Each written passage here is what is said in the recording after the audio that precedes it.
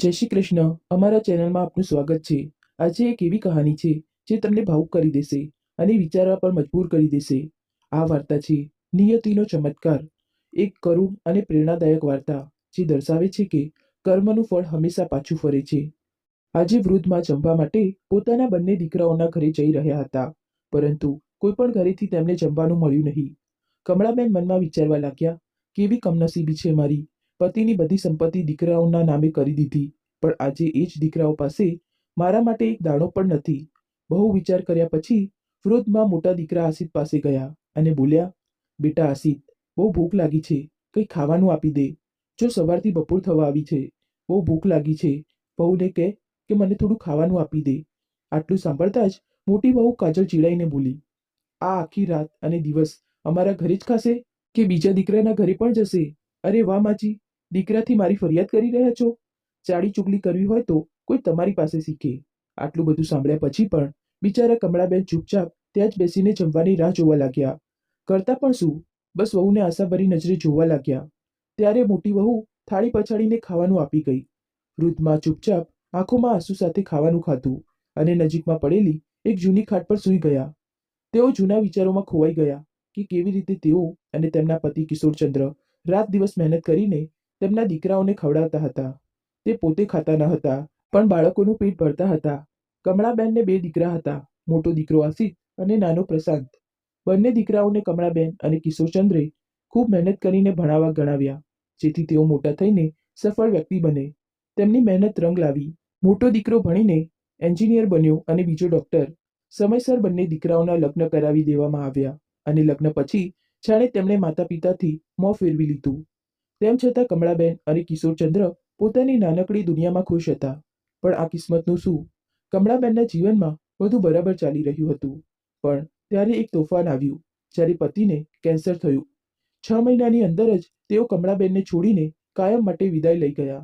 કમળાબેન એકદમ એકલા પડી ગયા. પતિ હતા ત્યારે પોતાનું દુઃખ દર્દ તેમની સાથે વહેંચી લેતા હતા, પણ હવે કોને કહે? જ્યારે કમળાબેને દીકરાઓને પતિની વરસી મનાવવા માટે કહ્યું, તો દીકરાઓ એમ કહીને ના પાડી દીધી કે, માં, અમારાથી અમારા જ ખર્ચા નથી સંભળાતા, ઉપરથી તમે આ દુનિયાભરના ખર્ચા અમને ગણાવી રહ્યા છો. અમારાથી આ બધું નહીં થાય. બિચારા વૃદ્ધમાં દીકરાઓનો જવાબ સાંભળીને ચૂપ રહી ગયા. તેમણે તો દીકરાઓના ઉછેરમાં કોઈ કમી નહોતી છોડી. તેમને ભરપૂર પ્રેમ અને સન્માન આપ્યું હતું. જે પ્રેમ એક મા પોતાના બાળકોને આપે છે, તે જ તેમને આપ્યા. બંને પતિ પત્ની જ્યારે પોતાના દીકરાઓને બાળપણમાં લાડ પ્યાર કરતા હતા, ત્યારે એ જ વિચારતા હતા કે તેઓ પણ તેમને એ જ પ્રેમ અને સન્માન આપશે. કમળાબેન આ વિચારોમાં ખોવાઈને ખાટ પર સૂતા સૂતા આંસુ વહાવી રહ્યા હતા, પણ આજે તેમના આંસુ અને લાગણીઓનું સન્માન કરનારું કોઈ ન હતું. આમ જ સાંજ ક્યારે થઈ ગઈ તેની તેમને ખબર પણ ન પડી. ત્યારે તેમને કંઈક બનવાની સુગંધ આવી. કદાચ નાની વહુએ આજે ભજીયા બનાવ્યા હતા. ભજીયાની સુગંધથી જ વૃદ્ધમાના મોંમાં પાણી આવી ગયું, પરંતુ તેઓ વિચારતા હતા કે કોને કહું, વહુને કેવી રીતે કહું કે મને 2 ભજીયા આપી દે. ભજીયાની સુગંધથી કમળાબેનને કિશોરચંદ્ર યાદ આવી ગયા. કેવી રીતે બધા બાળકો સાથે મળીને વરસાદમાં ભજીયાની મજા લેતા હતા, પણ હવે એ જ બાળકોની સામે એક એક દાણા માટે તરસી રહ્યા છે. કમળાબેને વિચાર્યું કે નાની વહુ પાસે એકવાર માંગી જોવું. ઘણી હિંમત ભેગી કરીને નાની વહુ નૈના પાસે ગયા અને બોલ્યા, વહુ, મને પણ થોડા ભજીયા આપી દે, બહુ મન થાય છે ખાવાનું. નૈના બૂમ પાડીને બોલી, માજી, જ્યારે પણ કંઈક સારું બને તમને ખબર નહીં ક્યાંથી સુગંધ આવી જાય છે અને તરત દોડી આવો છો. ચૂપચાપ અહીં બેસી જાઓ, હું હમણાં જ લાવું છું. વૃદ્ધમાં ત્યાં જ આંગણામાં એક ખુરશી પર બેસી ગયા અને એટલામાં નૈના ભજીયા લઈને આવી. વૃદ્ધમાં ભજીયા લઈને જવા લાગ્યા ત્યારે તેમને વહુના બબડવાનો અવાજ સંભળાયો. હે ભગવાન, આ ડોશીએ આ શું અનર્થ કરી દીધું? એક તો આ ડોશી નહાતી નથી, ઉપરથી મારી ખુરશી પર બેસી ગઈ. રામ રામ. નૈનાએ બબડતા ખુરશી ઉપાડી અને પોતાનાથી દૂર ઝાટકીને મૂકી અને પતિને બૂમ પાડી, અરે સાંભળો, હવે તમારી માં આવે તો જમીન પર બેસવાનું કહેજો. એક તો નહાતી નથી, ઉપરથી મારી આખી ખુરશી ગંદી કરી દીધી. જુઓ કેવી વાસ આવે છે, મને તો ઉલટી કરવા જેવું થઈ રહ્યું છે. પત્નીનો અવાજ સાંભળીને દીકરો મા પર બૂમ પાડતા બોલ્યો, માં, બેસતા પહેલા એકવાર વિચારવું તો જોઈએ કે ક્યાં બેસી રહ્યા છો. એટલી પણ અક્કલ નથી કે શું તમારામાં? જ્યારે તમને કહી રાખ્યું છે કે જમીન પર બેસજો, તો પછી વારંવાર ના પાડ્યા પછી પણ ખુરશી પર કેમ આવીને બેસી જાઓ છો? હવે આ ભજીયા મને આપો અને ચૂપચાપ પહેલા ખુરશી સાફ કરો. દીકરાની વાત સાંભળીને ઘરડીમાની આંખોમાં આંસુ આવી ગયા અને રડતા રડતા આખી ખુરશી સાફ કરી. ખુરશી સાફ કરતા કરતા વિચારવા લાગ્યા, મારા હાથમાં દુખે છે, મારા ઘૂંટણથી હવે વધુ ચલાતું પણ નથી, તો હું સ્નાન કેવી રીતે કરું? કોઈ મને નવડાવતું પણ નથી. બંને વહુઓને કેટલી વાર કહ્યું નવડાવવા માટે, પણ બંને એમ કહીને પલ્લો ઝાટકી લે છે કે ડોશીથી બહુ વાસ આવે છે. ના કોઈ સાબુ આપે છે, ના કોઈ મારી પાસે આવે છે. ભગવાન, શું આ દિવસો જોવા માટે મને જીવતી રાખી હતી? કમળાબેન વિચારતા વિચારતા રડી પડ્યા અને ત્યાંથી ઉઠીને પોતાના રૂમમાં ધમ દઈને પલંગ પર સૂઈ ગયા અને પતિની તસવીર સાથે વાતો કરતા કરતા તે દિવસે ખૂબ રડ્યા. રડતા રડતા ક્યારે તેમને ઊંઘ આવી ગઈ તેની તેમને ખબર જ ન પડી. સવારે સવારે નોકરાણી વૃદ્ધ મા માટે ચા લઈને આવી તો વૃદ્ધ મા લથડતા અવાજે નોકરાણીને બોલ્યા, બેટા, શું તું મને નવડાવી દઈશ? ગઈકાલે વહુ બહુ ગુસ્સે થઈ હતી કે મારામાંથી બહુ વાસ મારે છે, કોઈ મારી પાસે આવતું નથી. નોકરાણી વિમલા બોલી, હા માજી, કેમ નહીં? નાયા પછી કમળાબેન બોલ્યા, બેટા, શું તું મારી દીકરી સાથે મારી વાત કરાવી આપીશ? બહુ યાદ આવે છે તેની. વહુઓ તો મને મારી દીકરીથી મળવા પણ નથી દેતી. હા માં, કરાવી તો દઈશ, પણ જલ્દી કરજો, નહીતર ભાભીએ જોયું તો. વૃદ્ધમાં રડતા રડતા દીકરી નેહા સાથે ફોન પર બોલ્યા, બેટા, આ ઘરડી માની યાદ નથી આવતી? ત્યારે નેહા બોલી, માં, યાદ તો બહુ આવે છે, પણ ભાભીઓનો ટોણો એટલો ચૂભે છે કે હું મારી જાતને સંભાળી નથી શકતી. હું તમને મળવા આવી રહી છું, બસ તમે તમારું ધ્યાન રાખજો. નેહા એક દિવસ પછી મા માટે ખૂબ બધો નાસ્તો બનાવીને લઈ આવી. જ્યારે બંને વહુને ખબર પડી કે નણદ આવી છે તો ગુસ્સે થઈને બોલી, શું અમે તમારી માને ખાવાનું નથી આપતા કે તમે તમારા સાસરિયામાંથી ખાવાનું લઈને આવ્યા છો? તમારા સાસરિયાવાળાઓ સામે અમારી શું ઇજ્જત રહેશે? તમે આ બરાબર નથી કર્યું. ગામના લોકો પણ અમારા વિશે ચાર વાતો કરશે. નીકળો તમે અત્યારે ને અત્યારે અહીંથી. બંને વહુઓએ નણદનો હાથ પકડીને ઘરની બહાર કાઢી મૂકી. બિચારા ઘડીમાં પોતાની દીકરી માટે રડતા રહ્યા.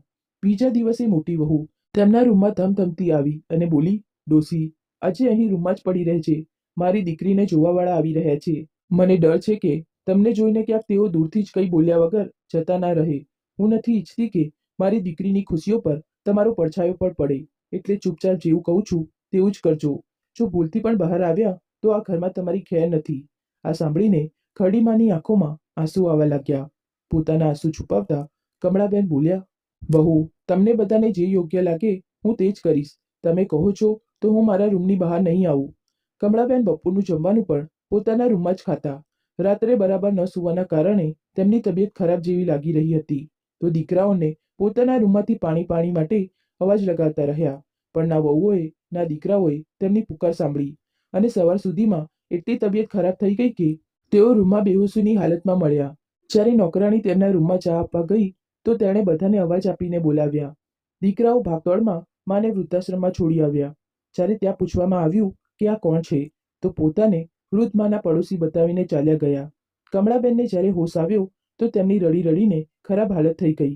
કોઈ સાથી મહિલાએ જેમ તેમ કરીને તેમને સંભાળ્યા. 2 દિવસ પછી તે વૃદ્ધાશ્રમની મેનેજર સુલોચનાબેનનો જન્મદિવસ હતો. વૃદ્ધાશ્રમનો દરેક વ્યક્તિ સુલોચનાબેન પર જીવ આપતો હતો, એટલે બધાએ આખા વૃદ્ધાશ્રમને કન્યાની જેમ સજાવ્યો હતો. કમળાબેન પણ આશ્ચર્યથી બધું જોઈ રહ્યા હતા કે આવું કોણ છે જેને અહીંના લોકો આટલું પ્રેમ કરે છે, જેના માટે અડધી રાતથી બધા ભાગદોડ કરવા લાગ્યા છે. પોતાની ઉંમરની સાથીને જ્યારે પૂછ્યું તો તેણે જણાવ્યું કે તે માત્ર અહીંની મેનેજર જ નહીં પણ આપણા બધા માટે મસીહા છે. મસીહા? જ્યારે તમે તેમને મળશો તો જોજો તે તમને કેટલો પ્રેમ અને સન્માન આપશે. તેમના માટે વૃદ્ધાશ્રમનો દરેક વ્યક્તિ બાળક જેવો છે.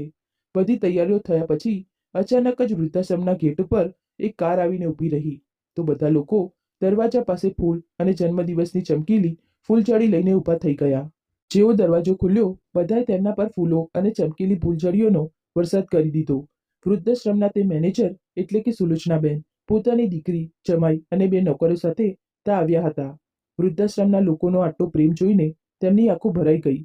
સુલોચનાબેનના નોકરો અને દીકરી જમાઈએ બધાને એક એક કરીને ગિફ્ટ આપી, મીઠાઈ વહેંચાવી.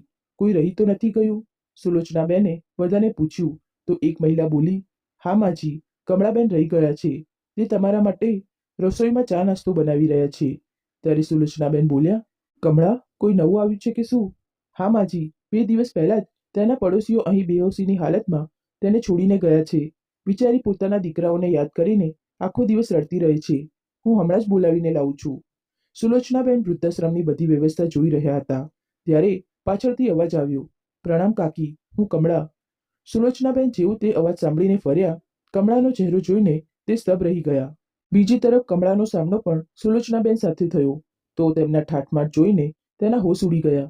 પણ આજે તેની આંખો અને જીભ પર તે પહેલા જેવો હર્ષ, તે પહેલા જેવો અકળ અને ચમક ન હતી. આજે સુલોચનાબેનને જોઈને તેની આંખો ભરાઈ ગઈ અને પોતાનું માથું શરમથી નીચું ઝુકાવી લીધું, કારણ કે કમળા કોઈ બીજું ન હતું, સુલોચનાબેનની જ વહુ હતી, જેને વર્ષો પહેલા સુલોચનાબેનને એમ વિચારતા વિચારતા પોતાના વિચારોમાં ખોવાઈ ગયા. વહુ, થોડી તો દયા કર, મારી તબિયત બગડતી જઈ રહી છે અને તું મને વાસી ખાવાનું આપી રહી છે. બેટા કિશોર, તું પણ કંઈ કહેતો નથી. તે તારા બાપુજીને વચન આપ્યું હતું કે તેમના ગયા પછી તું મારું ધ્યાન રાખીશ. શું કોઈ દીકરો પોતાની માનું ધ્યાન આવી રીતે રાખે છે? સુલોચનાબેન પોતાના દીકરા વહુને વિનંતી કરતા બોલ્યા, ત્યારે કમળા કટાક્ષ કરતા બોલી, જુઓ છો ને, આવી રીતે આખો દિવસ મારું માથું ખાઈ જાય છે કે મને ડૉક્ટરને બતાવી દો. અરે બાપુજી તમને કરોડો રૂપિયા આપી ગયા છે, તમે મને કહ્યું નહીં. ત્યારે કિશોર બોલ્યો, આ શું મજાક કરી રહી છે? 1000 રૂપિયા તો તેઓ મારા માટે છોડીને ગયા નથી અને તું કરોડોની વાત કરી રહી છે. ત્યારે કમળા બોલી, તો દર વખતે આ કેમ કહે છે? અને આ ઉંમરમાં બરાબર થઈને આખરે કરવું શું છે? ઘરના કામ કરવાનું કહીએ તો હાથ પગમાં દુખવા લાગે છે. એક ઠેલાનું કામ કરતી નથી, આખો દિવસ બેસીને ખાય છે. અને જે આ વાસી ખાવાની વાત કરી રહી છે, શું ફ્રીજમાં રાખેલું ખાવાનું વાસી થઈ જાય છે? માજી, તમને કોણે કહી દીધું કે ખાંસી શરદીમાં મોત થઈ જાય છે? હવે જાઓ, છત પરથી સૂકવેલા કપડાં ઉઠાવીને લઈ આવો. અને સાંભળો, જો આ ઘરના કામ નહીં કરે તો પછી તમે મારી મદદ કરજો. પોતાનું કામ તો બરાબર થતું નથી અને પોતાની માને પણ પોતાની સાથે રાખશે. ગુસ્સામાં બળબડતી તે ચાલી ગઈ. કિશોર બોલ્યો, માં, આખરે કેમ બધાને આટલા પરેશાન કરો છો? થોડું ઘણું કામ કરી લેશો તો શું બગડી જશે? હવે હું નોકરી કરું કે ઘરના કામ કરું? ભાઈએ તમારી જવાબદારી ઝાટકી દીધી છે. આવી હાલતમાં હું પણ તમને નહીં રાખી શકું. હવે કમળાએ જે કહ્યું તે કરો. આટલું કહીને કિશોરચંદ્ર પણ ચાલ્યો ગયો. બિચારા સુલોચનાબેન છત પરથી કપડાં લાવ્યા એટલી વારમાં તેઓ પરસેવે રેબઝેબ થઈ ગયા અને કમળાને અવાજ લગાવવા લાગ્યા, વહુ, કમસે કમ એક ગ્લાસ મીઠું ખાંડનું પાણી બનાવીને જ આપી દે, જેથી થોડી તાકાત આવી જાય. ત્યારે કમળા ગુસ્સામાં બોલી, ખાંડનો ભાવ ખબર છે? ચૂપચાપ મીઠું નાખીને પાણી પી લો, આનાથી જ તાકાત આવી જશે. આખું કામ હું કરું છું, બસ જઈને જૂઠા વાસણ ધોઈ નાખો. જ્યારે સુલોચનાબેન બોલ્યા, વહુ, તને મારા પર દયા નથી આવતી? તું તો મારી વહુ છે, પછી તું મારી સાથે આવો વ્યવહાર કેવી રીતે કરી શકે છે? કમળા તેની વાતોને અવગણીને ચાલી ગઈ. રાત્રે સુલોચનાબેન પોતાના જમવાની રાહ જોઈ રહ્યા હતા. ત્યારે કિશોર બોલ્યો, માં, આવી લાલચભરી નજરથી ન જુઓ, નહીતર અમારું જમવાનું નહીં પચે. અરે કમળા, પહેલા અમને ખાવાનું આપીને અહીંથી દૂર કર. કમળાએ થાળીમાં 2 રોટલી, થોડું શાક અને દાળ આપીને કહ્યું, જાઓ, પોતાના રૂમમાં જઈને ખાઓ અને અમે ખાઈ લઈએ તો વાસણ ધોઈ દેજો. સુલોચનાબેન ચૂપચાપ પોતાની થાળી લઈને ત્યાંથી ખસી ગયા. રસોઈ સાફ કરીને સુલોચનાબેન પોતાના રૂમમાં જઈ રહ્યા હતા ત્યારે તેમને દીકરા વહુનો અવાજ આવ્યો. કમળા બોલી, સાંભળો છો, હું રોજ રોજની કચકચથી થાકી ગઈ છું. તમે માજીને ભાઈ પાસે કેમ નથી મૂકી આવતા? અને કંઈ નહીં તો બહેનને કહો કે લઈ જાય. ત્યારે કિશોર બોલ્યો, ભાઈએ તે શાકભાજીવાળું ખેતર આપણા નામે એટલા માટે જ કર્યું જેથી માની જવાબદારી આપણે ઉઠાવીએ. નહીતર તને લાગે છે કે ભાભી ખેતર આપવાની હતી? તે બોલી જ હતી કે ખેતર એટલા માટે છોડી રહી છું જેથી માજી ફરીથી અમારા દરવાજા પર ન આવવા જોઈએ. હવે તું જ કહે, ભાઈના ઘરે કેવી રીતે છોડી શકું? ત્યારે કમળા બોલી, આનો કોઈને કોઈ ઉપાય તો કાઢવો જ પડશે. શું આખી જિંદગી આપણે તેમની સેવામાં જ વિતાવી દઈશું? આપણા સુખ વિશે આપણે ક્યારે વિચારીશું? ત્યારે કિશોર બોલ્યો, શું કોઈ ઉપાય છે? કમળા 2 પળ માટે રોકાઈ, પછી બોલી, સાંભળો, માજી બહુ દિવસોથી બોલી રહ્યા છે ને કે તેમને ડૉક્ટરને બતાવી દો, તો હવે તેમને ડૉક્ટરને બતાવી જ દો. દીકરા વહુની વાત સાંભળીને એક પળ માટે સુલોચનાબેન બહુ ખુશ થયા. તેમણે દીકરા વહુની આખી વાત સાંભળ્યા વગર જ સંતોષ કરી લીધો અને ચાલ્યા ગયા. બીજી તરફ કિશોર કમળાને બોલ્યો, શું તું ઈચ્છે છે કે હું માને ડૉક્ટર પાસે લઈ જાઉં, તેમનો ઈલાજ કરાવું? સાચીમાં? તે બોલી, મેં એ ક્યારે કહ્યું કે ઈલાજ કરાવો અને પૈસા ખર્ચ કરો? હું તો એ કહી રહી છું કે ડૉક્ટર પાસે લઈ જાઓ. હું સમજ્યો નહીં, સ્પષ્ટ બોલ. ત્યારે કમળાએ કહ્યું, મેં સાંભળ્યું છે કે રોહતક પાસે એક વૃદ્ધાશ્રમ ખુલ્યો છે અને રોડની બીજી બાજુ ઘણી દુકાનો છે. તો તમે માજીને બતાવવાના બહાને લઈ જાઓ અને ત્યાં છોડીને પાછા આવી જજો. જોજો, રાત સુધીમાં કોઈને કોઈ તેમને તે વૃદ્ધાશ્રમ વિશે જણાવી દેશે અને તે ત્યાં ચાલ્યા જશે. બીજા દિવસે જ્યારે કમળાએ ડૉક્ટર પાસે જવાની વાત કરી તો સુલોચનાબેન બહુ ખુશ થયા અને બોલ્યા, હા વહુ, મેં રાત્રે જ સાંભળ્યું હતું. ઈશ્વર તને ખુશ રાખે. કમળા ડરી ગઈ અને કિશોરને બોલી, શું તેમણે આપણી આખી વાત સાંભળી? તો પણ આટલા ખુશ છે? ત્યારે કિશોર બોલ્યો, શું સાંભળ્યું માં? ત્યારે સુલોચનાબેન બોલ્યા, વહુ કહી રહી હતી કે મને ડૉક્ટરને બતાવી આવો. કમળા બોલી, માજી, તમે અમારી વાતો સાંભળો છો? ત્યારે સુલોચનાબેન હાથ જોડીને બોલ્યા, ના વહુ, એ તો ભૂલથી. આ સાંભળીને કમળાએ શાંતિનો શ્વાસ લીધો અને બોલી, માજી, શક્ય છે કે ઇલાજમાં તમારે 2-4 દિવસ ત્યાં રોકાવું પડે, તો હું આ થેલામાં તમારો બધો સામાન મૂકી દઉં છું. થોડી વારમાં કિશોર સુલોચનાબેનને લઈને નીકળી ગયો. લગભગ 4 કલાક પછી તે રોહતક પહોંચ્યો. ચાની દુકાન પાસે ઊભો રહીને બોલ્યો, માં, અહીં બેસો અને ચા પીઓ. ત્યાં સુધી હું ડૉક્ટર પાસે નંબર લગાવીને આવું છું. ત્યારે સુલોચનાબેન બોલ્યા, બેટા, પછી મને પણ ત્યાં લઈ જા, હું પણ ત્યાં જ બેસીશ. ત્યારે કિશોર ગુસ્સામાં બોલ્યો, માં, તમારા કહેવાથી હું અહીં સુધી આવ્યો, હવે જીદ ન કરો, અહીં જ બેસો. ત્યાં બહુ ભીડ હશે, બેસવાની જગ્યા નહીં મળે. કિશોરે ચાવાળાને કહ્યું, ભાઈ, એક ચા બનાવી દે, હું હમણાં જ આવું છું. આટલું કહીને કિશોર ત્યાંથી નીકળી ગયો. અડધા કલાક પછી સુલોચનાબેન ચાવાળાને બોલ્યા, બેટા, શું ડૉક્ટરનું ઘર અહીંથી બહુ દૂર છે? ત્યારે ચાવાળો બોલ્યો, માજી, અહીં તો કોઈ પણ ડૉક્ટર નથી. તમે કોની વાત કરી રહ્યા છો? તે બોલ્યા, મારો દીકરો બોલ્યો કે ડૉક્ટર પાસે નંબર લગાવીને આવું છું. અહીં એક મોટી હોસ્પિટલ છે, જ્યાં વૃદ્ધોનો મફતમાં ઇલાજ થાય છે. ચાવાળાને સમજવામાં વાર ન લાગી. તેણે કહ્યું, માં, 2 રોડને બીજી તરફ જુઓ છો, તે વૃદ્ધાશ્રમ છે. ત્યાં મફતમાં વૃદ્ધ લોકોને રાખવામાં આવે છે. અને અહીં આસપાસ તો બસ ભંગારની દુકાનો છે. મને નથી લાગતું કે તમારો દીકરો પાછો આવશે. તમે કહો તો 1 કપ ચા વધારે આપી દઉં. આ સાંભળીને સુલોચનાબેન રડવા લાગ્યા અને બોલ્યા, ના બેટા, તને ગેરસમજ થઈ હશે. હું આટલા વર્ષોથી દીકરા વહુને વિનંતી કરી રહી છું, ત્યારે જઈને તે માન્યા, અને હવે તું કહી રહ્યો છે કે તે મને જુઠ્ઠું બોલીને અહીં છોડીને ચાલ્યો ગયો? આટલું કહીને તેઓ રડવા લાગ્યા. થોડી વારમાં ત્યાં લોકોની ભીડ ભેગી થઈ ગઈ. ચાવાળો બોલ્યો, ભાઈ, થોડા કલાકો પહેલા તેમનો દીકરો અહીં બેસાડીને ગયો કે હું હમણાં આવું છું, અને આવ્યો નહીં. એક રાહદારી બોલ્યો, હદ છે, લોકો માતા પિતાને ક્યારેય બસ સ્ટેન્ડે, ક્યારેક રેલવે સ્ટેશન, અને આજે તો ચાની દુકાન પર. આ બિચારીને છોડી ગયો. અંધારું થવા આવ્યું. સુલોચનાબેન પોતાના દીકરાની ભૂલ માનવા તૈયાર ન હતા. તેમને લાગ્યું કે તે પાછો આવશે, જે ન આવ્યો.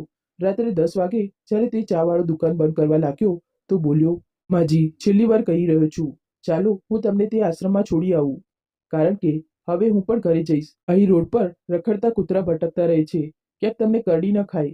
ત્યારે સુલોચનાબેન બોલ્યા, મારો કિશોર મારી સાથે આવું કેવી રીતે કરી શકે? ચાવાળો બોલ્યો, શું કરશો માજી, દુનિયા જ સારથી થઈ ગઈ છે.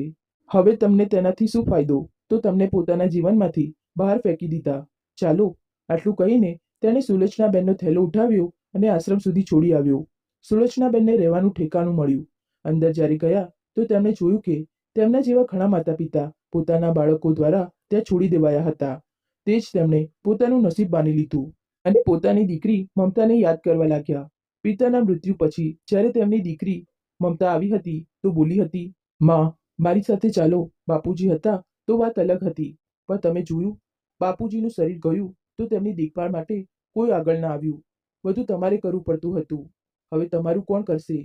સુલોચનાબેન બોલ્યા, ના બેટા, જો હું ચાલી ગઈ તો લોકો શું કહેશે? અને પછી તારું પણ ઘર સંસાર છે, તારી જવાબદારી છે, તું તેને નિભાવ. હું જાણું છું કે અહીં તને સન્માન નહીં મળે, એટલે તું પાછી ના આવતી. મારી ચિંતા છોડી દે. જો મને કોઈ તકલીફ થશે તો હું તને ચોક્કસ જણાવીશ. મમતા સુલોચનાબેન અને શંકરભાઈની એકમાત્ર દીકરી, 2 ભાઈઓમાં સૌથી નાની, બધાની લાડલી હતી. શંકરભાઈએ બંને દીકરાઓને ભણાવી ગણાવીને કાબિલ બનાવ્યા. એક શહેરમાં કામ કરતો અને બીજો ત્યાં જ હાઈસ્કૂલનો હેડમાસ્ટર હતો. સમય ધીમે ધીમે વીત્યો. મમતાએ મેટ્રિકની પરીક્ષા પાસ જ કરી હતી કે શંકરભાઈએ તેના લગ્ન સારા પરિવારમાં કરાવી દીધા. કારણ કે જ્યારે વહુઓ આવી તો તેમના વ્યવહાર જોઈને શંકરભાઈનું માથું ઠનક્યું. તેઓ નહોતા ઈચ્છતા કે કોઈ અનહોની થઈ જાય અને તેમના દીકરાઓ દીકરીને બોજ સમજી લે. પિતાનો જીવ તો મમતામાં જ વસતો હતો. તેઓ દીકરીની દરેક નાની મોટી માંગને પળભરમાં જ પૂરી કરી દેતા હતા. તેઓ કહેતા હતા કે દીકરાઓ પર દીકરી બહુ ભાગ્યશાળી હોય છે. કહેવાય છે ને, સમય હંમેશા એક સરખો નથી રહેતો. ક્યારેક સુખ તો ક્યારેક દુઃખ, ક્યારેક માન તો ક્યારેક અપમાન. આ તો નિયતિનો નિયમ છે. શંકરભાઈનું મૃત્યુ શું થયું? મમતાનું રડી રડીને ખરાબ હાલત થઈ ગઈ. તે પછી તો તેનું માવતર ધીમે ધીમે છૂટવા લાગ્યું. ભાઈ અને ભાભીઓએ ક્યારેય તેનું સન્માન ન કર્યું. પિતાના રહેતા જે ભાઈઓ તહેવાર પર બહેનને લેવા આવતા હતા, હવે પૂછતા પણ નહીં. પછી બંને ભાઈઓએ અંદરો અંદર વહેંચણી કરી લીધી. મોટા ભાઈએ કેટલાક જમીનના ટુકડા કિશોરને એટલા માટે આપી દીધા જેથી માની જવાબદારી પણ તે સંભાળે. મમતા ક્યારેક ક્યારેક માને મળવા આવતી. તેમના માટે નવા કપડાં અને જરૂરિયાતોનો સામાન લઈ આવતી. એક દિવસ સુલોચનાબેને મમતાને કહ્યું, બેટા, ભાઈ ભાભી તને પૂછે તો છે ને? ત્યારે મમતા બોલી, માં, જે તમને નથી પૂછતા તે ભલા મને એક ગ્લાસ પાણી પણ કેમ પૂછશે? જ્યાં સુધી બાપુજી જીવતા હતા આ મારું માવતર હતું. હવે અહીં મારા માટે કંઈ નથી. બસ તમારે લીધે અહીં આવું છું. કમળાએ મા દીકરીની વાત સાંભળી અને બોલી, જો આવી વાત છે તો આજ પછી ફરીથી આ ઘરને ઉંબરે પગ ન મૂકતા. હવે માજી મરી જશે તો તમને ખબર મોકલી દેવામાં આવશે. કોઈ બોલાવતું નથી તો પણ ચાલી આવે છે. આ સાંભળીને મમતા માને વળગીને ખૂબ રડી અને બોલી, માં, હવે મારાથી સહન નથી થતું. ચાલો ને મારી સાથે. તેમણે સમાજનો ડર બતાવીને ના પાડી દીધી. મમતાએ માના પગ સ્પર્શ્યા અને માને બોલી, માં, મારા પાલવમાં આ આંગણાની થોડી માટી નાખી દો. ખબર નહીં આ ઘરના દરવાજા પર ફરીથી ક્યારે પગ મૂકીશ, પણ હું તમારા માટે હંમેશા રહીશ. ક્યારે પણ તમને કોઈ તકલીફ હોય તો રોહતકમાં તમારા જમાઈનું નામ લઈ લેજો. તે તમને મારી પાસે છોડી જશે. રડતા રડતા મમતા પોતાના પાલવની માટીને કપાળે લગાવીને ત્યાંથી ચાલી ગઈ હતી. તે દિવસ અને આજનો દિવસ તે માવતરમાં ન આવી અને ના તેની કોઈ ખબર. અચાનક કોઈના અવાજે સુલોચનાબેનનું ધ્યાન ભંગ કર્યું. તેમણે ફરીને જોયું તો એક વૃદ્ધ મહિલા બોલી, બહેનજી, શું તમને દીકરી નથી? કારણ કે આજની દુનિયામાં તો દીકરી જ માતા પિતાનો સહારો બને છે. ત્યારે સુલોચનાબેનને એકાએક દીકરી અને જમાઈ યાદ આવ્યા. તેઓ રડતા રડતા બોલ્યા, હા, મારી દીકરી અને જમાઈ રોહતકમાં રહે છે અને મારા જમાઈ એક વેપારી છે. લોકો તેમની બહુ ઇજ્જત કરે છે. દીકરી કહેતી હતી કે રોહતકમાં તેમનું નામ લેશો તો બધા તેમને મારી પાસે પહોંચાડી દેશે. ત્યારે એક સફાઈકર્મી બોલ્યો, શું સાચેમાં? શું નામ છે તમારા જમાઈનું? ત્યારે સુલોચનાબેને કહ્યું, સુભાષ શર્મા, અને તેમનો કપડાનો વેપાર છે. સફાઈકર્મી બોલ્યો, અરે, ક્યાંક આ એ તો સુભાષ શર્મા તો નથી જે અવારનવાર ગરીબોની મદદ માટે આગળ વધે છે? તેમની પત્નીનું નામ મમતા છે, જે પોતાના પિતાની વરસી પર દર વર્ષે આ વૃદ્ધાશ્રમમાં આવીને પોતાના હાથે બધાને ખાવાનું ખવડાવે છે. શું તમે મમતાના માં છો? હા બેટા. ત્યારે સફાઈકર્મી બોલ્યો, ચાલો હું તમને મળવા લઈ જાઉં. તે આજે પણ અહીં આવ્યા છે. આ સાંભળીને સુલોચનાબેન સફાઈકર્મી સાથે હસતા હસતા ચાલ્યા ગયા. જ્યારે તેમણે મમતાને જોઈ તો તેની આંખોમાં આંસુ હતા.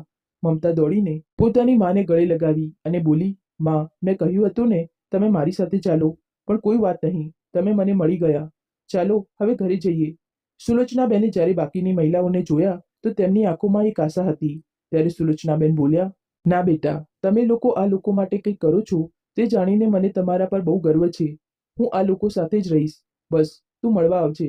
અને જમાઈજી, ઈશ્વર તમને સુખ સમૃદ્ધિ સાથે સ્વસ્થ જીવન આપે. જે મારા દીકરાઓએ મારી સાથે કર્યું તે તો ક્યારે નહીં ભૂલીશ. પણ તમે જે કરો છો તે સાંભળીને મારું જીવન સફળ થઈ ગયું. કાશ મારા દીકરા વહુ પણ આવા હોત. કહેતા કહેતા સુલોચનાબેન રડવા લાગ્યા. માની આંખોમાં આંસુ જોઈને મમતા માને ગળે લગાવીને બોલી, બાપુજી શું કહ્યા?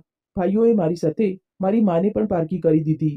સુભાષજી, આ બધું ક્યાં સુધી ચાલતું રહેશે? મને મારી મા માટે ન્યાય જોઈએ. તેમણે મારી સાથે જે કર્યું તે હું ભૂલી ગઈ, પણ હું તે લોકોને આ ભૂલ માટે ક્યારેય માફ નહીં કરું. ત્યારે સુભાષ બોલ્યા, માજી, તમે ચિંતા ન કરો. તમારા બંને દીકરાઓએ જે તમારી સાથે કર્યું છે તેની સજા તેમને મળીને રહેશે. તમે જો અમારી સાથે ચાલતા તો અમને સારું લાગતું, પણ કોઈ વાત નહીં. તમે અહીં રહી રહ્યા છો તો સન્માનથી રહેશો. માને એક અલગ રૂમ અપાવીને રહેવા માટે ખાવા પીવા, દવાઓ વગેરેની બધી વ્યવસ્થા કરાવીને મમતા પોતાના પતિ સાથે જતી રહી. સમય વીતવા લાગ્યો. સુલોચનાબેનને ત્યાં સારું લાગવા લાગ્યું. અહીં કમળા અને કિશોર બહુ ખુશ હતા, પણ તેમને શું ખબર હતી કે આ ખુશી પળભરની છે. બીજા દિવસે તેમના નામે નોટિસ આવી અને દરવાજા પર પોલીસ ઊભી થઈ ગઈ. કિશોર અને કમળાની પૂછપરછ કરવામાં આવી અને બીજી તરફ બીજા શહેરમાં મોટાભાઈ વિરુદ્ધ પણ નોટિસ ગઈ તો તેના બોસે તેને નોકરીમાંથી કાઢી મૂક્યો. જોત જોતા બંને ભાઈઓનું જીવન નર્ક બની ગયું. બંને ભાઈઓ મા પાસે માફી માંગવા માટે આવ્યા. માએ કહ્યું, તમે લોકો કોણ છો? મારી તો બસ એક જ દીકરી છે અને મારા પતિએ જે પણ સંપત્તિ કમાવી હું તેને આ આશ્રમના નામે કરી રહી છું. તો તમે લોકો ફરીથી ક્યારે મને મળવા ન આવતા. મારી દીકરીને તેના માવતરમાંથી પારકી કરી હું તમને દરેક સંબંધમાંથી આઝાદ કરું છું. આટલું કહીને સુલોચનાબેન પોતાના જેવી દુઃખી માઓ સાથે રહેવા લાગ્યા. બંને ભાઈ ભાભી મમતાના પગ પકડી લીધા અને બોલ્યા, તમે અમારી સાથે આવું ન કરો. અમે એટલી મોટી ભૂલ પણ નહોતી કરી કે તમે અમારી સાથે આવું કરો. અમારા બાળકો વિશે વિચારો. ત્યારે મમતા બોલી, શરમ નથી આવતી? અરે, જ્યારે તમે તમારી જન્મ આપનારી મા વિશે ન વિચાર્યું તો હું તમારા બાળકો વિશે કેમ વિચારું? અને જ્યારે મને તમારા દરવાજાથી કાઢવામાં આવી હતી ત્યારે તમે મારા વિશે વિચાર્યું હતું? તમારા જેવા દીકરાઓને તો ચોકમાં મારવા જોઈએ, જેથી બીજા માતા પિતાને આ વાતનો બોધ મળે. ચાલ્યા જાઓ અને ફરીથી આ શહેરમાં નજર ના આવતા. બંને ભાઈઓને ખાલી હાથે ત્યાંથી પાછા ફરવું પડ્યું. સુલોચનાબેને ધીમે ધીમે એક મુહિમ શરૂ કરી. અને જેટલા પણ બેઘર પોતાના બાળકો દ્વારા ઠુકરાયેલા માતા પિતા જે રસ્તા ઉપર પડ્યા રહેતા કે ભીખ માંગીને ગુજરાન ચલાવતા, તેમને આ વૃદ્ધાશ્રમમાં શરણ આપવાનું શરૂ કર્યું અને તેમાં તેમના જમાઈએ તેમનો સાથ આપ્યો. સુલોચનાબેન જ્યારે પોતાના જમાઈ સાથે રસ્તા પર નીકળતા તો કોઈને કોઈ બેસહારા વૃદ્ધ તેમને મળી જ જતો. કોઈ રસ્તા કિનારે પડ્યું રહેતું તો કોઈ કોઈની પાસે ભીખ માંગી રહ્યું હોય. ધીમે ધીમે સુલોચનાબેન ગરીબોના મસીહા બનતા ગયા તો ઘણી સંસ્થાઓ પણ તેમને મદદ કરવા લાગી. તેમના કામ જોઈને સરકારે પણ તેમને બહુ વખાણ્યા અને તેમની મદદ કરી અને તેમને સન્માનિત પણ કર્યા. અને આજે તે એ જ વૃદ્ધાશ્રમના મેનેજરના રૂપમાં પોતાની વહુની સામે ઊભા હતા, જે વૃદ્ધાશ્રમમાં વર્ષો પહેલા તેમના દીકરા વહુ તેમને છોડીને ચાલ્યા ગયા હતા. કમળાએ સુલોચનાબેનના પગ પકડી લીધા અને તેમની પાસે માફી માંગવા લાગી, પણ સુલોચનાબેને પોતાની વહુને માફ ન કરી. હા, બાકીના વૃદ્ધાશ્રમના લોકોની જેમ તેની પૂરી દેખભાળ અને ખાવા પીવામાં કોઈ કમી ન રાખી, પણ સુલોચનાબેન પોતાની વહુને માફ કરવા નહોતા ઈચ્છતા. કમળા આજે પોતે જ પોતાના પશ્ચાતાપની અગ્નિમાં બળી રહી હતી. સાચું કહ્યું છે મિત્રો કે કર્મ ફરીને ચોક્કસ પાછું આવે છે. આશા છે કે તમને વાર્તા પસંદ આવી હશે. જો વાર્તા પસંદ આવે તો વિડીયોને લાઈક કરજો. ચેનલ પર